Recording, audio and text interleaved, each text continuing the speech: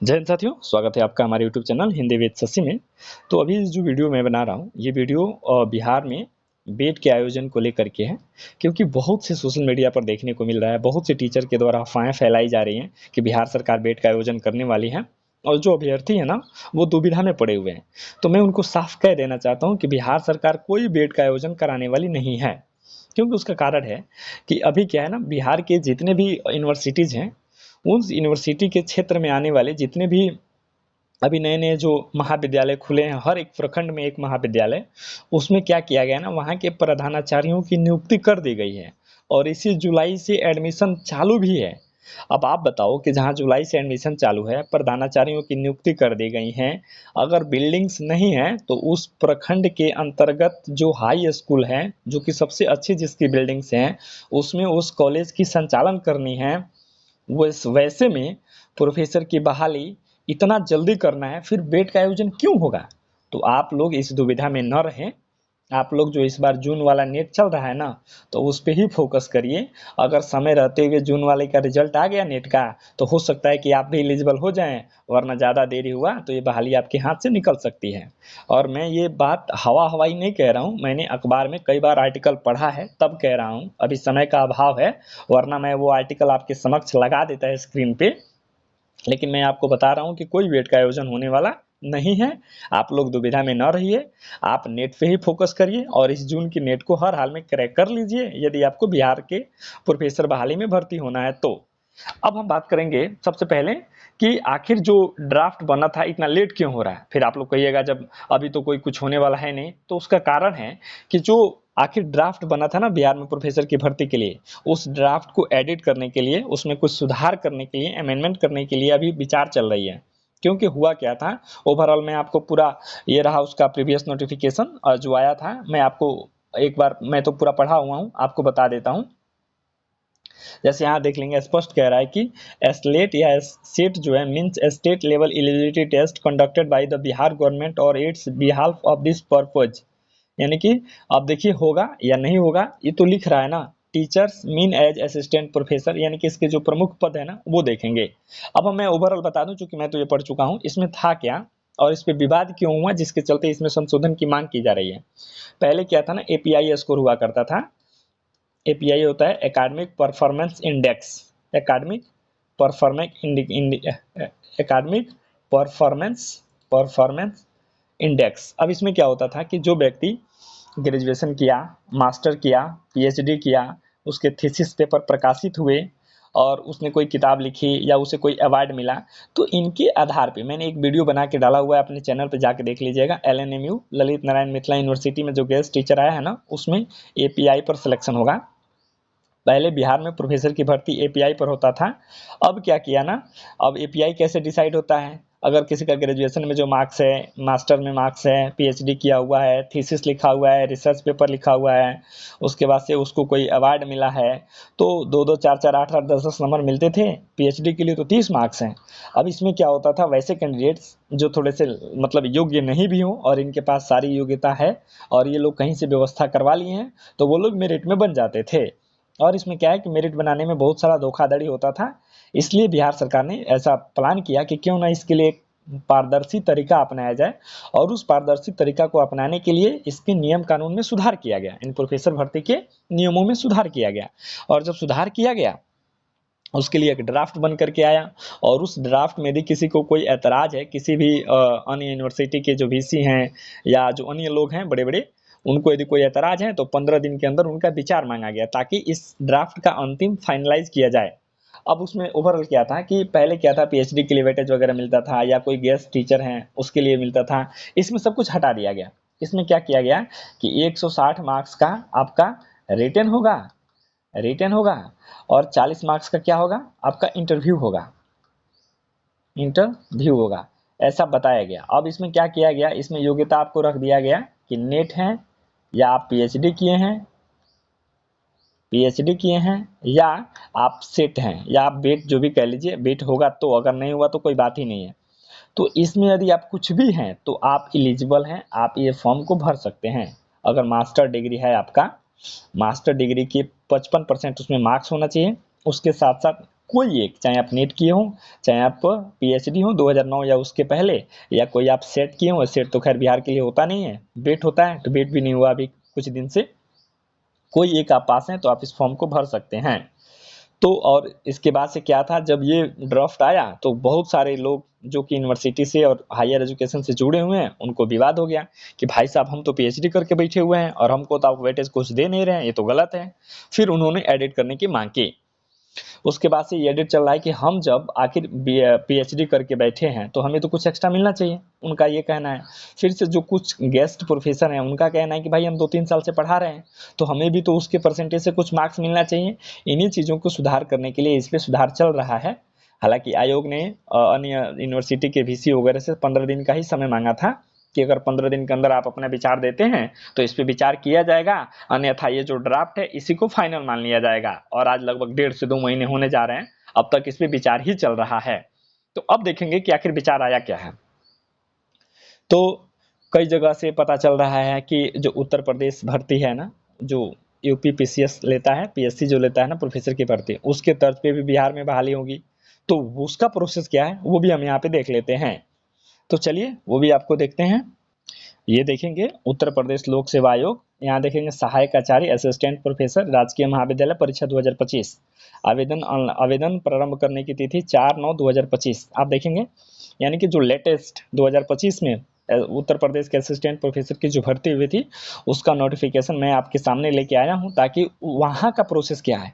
क्योंकि अभी पता चल रहा है ना कि बिहार में भी जो प्रोफेसर की बहाली होना है, या जो एडिट हो रहा है ना, जो ड्राफ्ट मैंने अभी आपको बताया, उस ड्राफ्ट में कैसे क्या सुधार करना है। क्योंकि पुराना वाला जो ड्राफ्ट था उस पर कोई मार्क्स मिलने वाले नहीं थे, इसलिए बहुत सारे लोगों को ऐतराज हुआ। उस ऐतराज को खत्म करने के लिए, करप्शन को हटाने के लिए उत्तर प्रदेश के तर्ज पे बिहार में भी प्रोफेसर की बहाली होगी।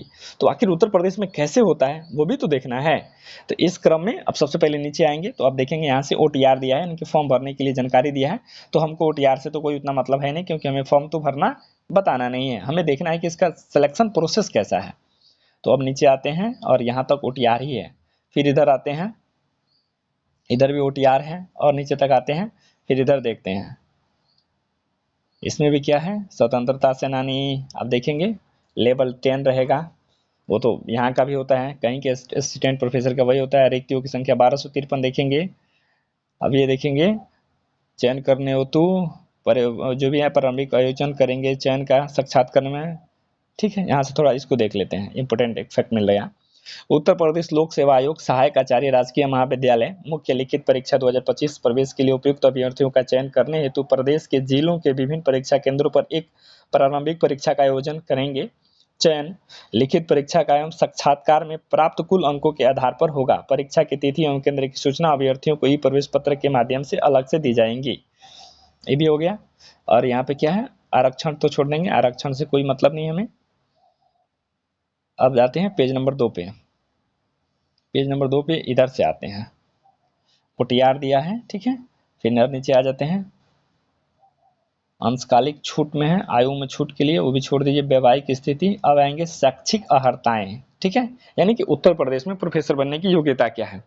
वहां भी सेम चीज वही है। आप देखेंगे पात्रता क अथवा ख, यानी कोई एक, अथवा दिया ना, या देता है या दोनों में देता तो देता है, यहाँ अथवा नहीं, कोई में से एक होगा। किसी भारतीय विश्वविद्यालय से संबंधित संगत संबंध विषय में 55% अंक के साथ निष्पात की उपाधि, अथवा जहां कहीं भी ग्रेडिंग प्रणाली लागू हो वहां पॉइंट स्केल में समतुल्य ग्रेड, अथवा किसी प्रत्यायित विदेशी विश्वविद्यालय से समतुल्य उपाधि। ठीक है, अब यहाँ देखेंगे यानी कि आपका मास्टर्स डिग्री होना चाहिए 55% मार्क्स के साथ। ठीक है, ये तो कंफर्म हो गया। अब ये क हो गया। फिर आगे आते हैं नोट, ये तो देख लेंगे जो विदेश में पढ़े रहते हैं उनके लिए है, तो विदेश के लिए तो हमें कोई उतना मतलब नहीं है। उसके बाद से आप यहाँ एक के बाद से 2 देखेंगे, कह रहा है कि उपयुक्त अर्हताओं को पूरा करने के साथ साथ अभ्यर्थी ने विश्वविद्यालय अनुदान आयोग अथवा CSIR द्वारा आयोजित राष्ट्रीय पात्रता परीक्षा NET उत्तीर्ण की हो, अथवा विश्वविद्यालय अनुदान आयोग द्वारा प्रत्यायित किसी इसी प्रकार की परीक्षा तथा SET उत्तीर्ण की हो, अथवा जिन्हें विश्वविद्यालय अनुदान आयोग MPhil PhD उपाधि के लिए न्यूनतम मानक और प्रक्रिया विनिमय 2009 अथवा 2016 और समय समय पर इनमें बाद में परिवर्तन किए गए संशोधनों जैसा भी मामला हो के अनुसार पीएचडी की उपाधि प्रदान की गई हो, जिन्हें एनईटी, एसएलईटी और एसईटी से छूट प्रदान की जाएगी। यानी कि आपको दोनों में से कोई एक, अगर आप नेट क्वालिफाई नहीं है लेकिन आपके पास पीएचडी है, देन आप एलिजिबल हैं। उसके बाद 11 जुलाई 2009 से एमफिल पीएचडी कार्यक्रम के लिए पंजीकृत अभ्यर्थियों को उपाधि प्रदान करने वाली संस्थाओं के तत्कालिक विद्यमान अध्यादेशों, उपनियमों, विनियमों के उपबंधों द्वारा अभिशासित होंगे। ऐसे में पीएचडी धारक अभ्यर्थियों को निम्नलिखित शर्तों को पूरा करने के अधीन विश्वविद्यालयों, महाविद्यालयों, संस्थानों में सहायक आचार्य अथवा समतुल्य पदों पर भर्ती नियुक्ति की एनईटी, एसएलईटी अपेक्षा से छूट प्रदान की जाएगी। अभ्यर्थियों को पीएचडी की उपाधि केवल नियमित पद्धति यानी रेगुलर मोड से होना चाहिए। पीएचडी शोध प्रबंध का मूल्यांकन कम से कम 2 बाह्य परीक्षकों के द्वारा किया गया हो। पीएचडी के लिए अभ्यर्थियों को एक खुली मौखिक परीक्षा आयोजित की गई हो। अभ्यर्थी ने अपने पीएचडी कार्य से 2 अनुसंधान पत्रों को प्रकाशित किया हो, रिसर्च पेपर, जिनमें से कम एक संदर्भित जर्नल में प्रकाशित हुआ हो। अभ्यर्थी ने जो भी है ICSR, जो भी CSIR अथवा ऐसी किसी एजेंसी द्वारा प्रायोजित वित्त पोषित सहायता प्राप्त सम्मेलनों, विचार गोष्ठियों में अपने पीएचडी कार्यों के आधार पर कम से कम 2 पत्रों को प्रस्तुत किया हो। इन शर्तों को पूरा करने को संबंधित विश्वविद्यालय के कुल सचिव अथवा संकाय अध्यक्ष शैक्षणिक कार्य के द्वारा सत्यापित किया जाए।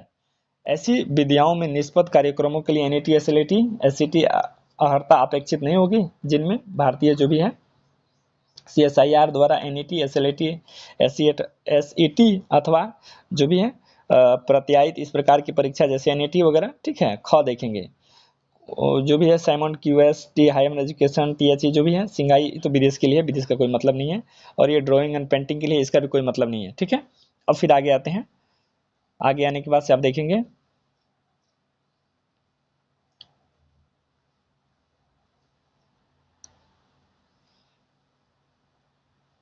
यहाँ से आप देखेंगे जो भी अथवा देखेंगे, ठीक है। ये अथवा कला के लिए दिया है, जैसे कोई कलाकार है, पेशेवर कलाकार जिसकी संबंधित विद्या में अत्यंत उल्लेखनीय पेशेवर उपलब्धि रही हो, वो जैसे कि संगीत उंगीत के लिए अगर कोई सिलेक्ट होता है तो उसके लिए सारा चीज़ है, तो वो तो हमें देखना नहीं है, ठीक है। अब ओवरऑल बात करना है ना कि इसमें रिटर्न का क्या है, कैसा प्रोसेस है, कितने मार्क्स के क्या एग्जाम होते हैं, ठीक है, वो देखेंगे। अब ये देखेंगे विषय है, विषय के लिए क्या क्या करना है, तो विषय भी हम लोग के लिए कोई इंपॉर्टेंट नहीं है, हमें बस सिलेक्शन प्रोसेस देखना था कैसे होता है। अब आएंगे ऊपर से,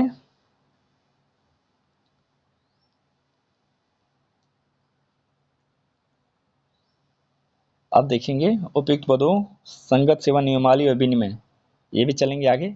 ये तो एज के लिए दिया है 21 से 40, जो कि बिहार में 55 करने के लिए विवाद हो रहा है। मेरे भी ख्याल से 55 नहीं होना चाहिए, 55 5 साल के लिए क्या जॉब करिएगा, 40 साल तक ही होना चाहिए। तो यहाँ भी 40 साल तक ही है। देखते हैं बिहार में होता क्या है, एडिट करने की बात तो चल रही है। ये भी देखेंगे प्रारंभिक परीक्षा में सफल होने वाले अभ्यर्थी लिखित परीक्षा में सम्मिलित किए जाएंगे, और आयोग के निर्देशन सफल अभ्यर्थियों को पुनः आवेदन करना होगा। सामान्य अभ्यर्थियों के लिए, आर्थिक रूप से कमजोर अभ्यर्थियों के लिए उत्तर प्रदेश ये फी कितना लगेगा उसका डाटा है, हमें फीस से भी कोई उतना नहीं है। अब ये देखेंगे ये भी नहीं है, ये भी कोई मतलब नहीं, हमें तो बस उसका प्रोसेस जानना था ना। हालांकि मैं चाहता तो डायरेक्ट प्रोसेस वाला आपके सामने रख सकता था। ये भी पढ़ेंगे कितना गुना लेगा। प्रारंभिक परीक्षा के आधार पर मुख्य परीक्षा में प्रवेश हेतु रिक्तियों के 15 गुना, जितना खाली होगा उसके 15 गुना रिजल्ट होगा। अब हम आगे आएंगे, ये रहा OMR सीट।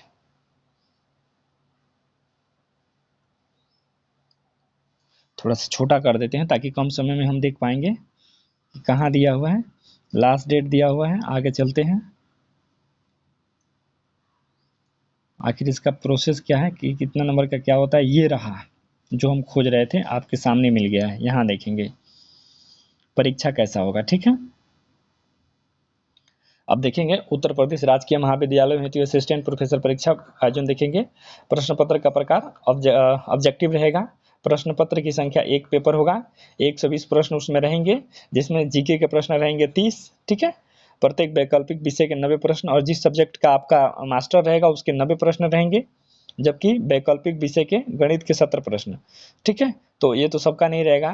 अगर मान लीजिए कि मेरा अगर हिंदी है तो वैकल्पिक विषय में 90 और 30, 120 मार्क्स हो गए, ठीक है। कुल पूर्णांक 150 का रहेगा, 2 घंटा समय रहेगा, और 30 मार्क्स जो और होगा वो जीके जीएस का होगा।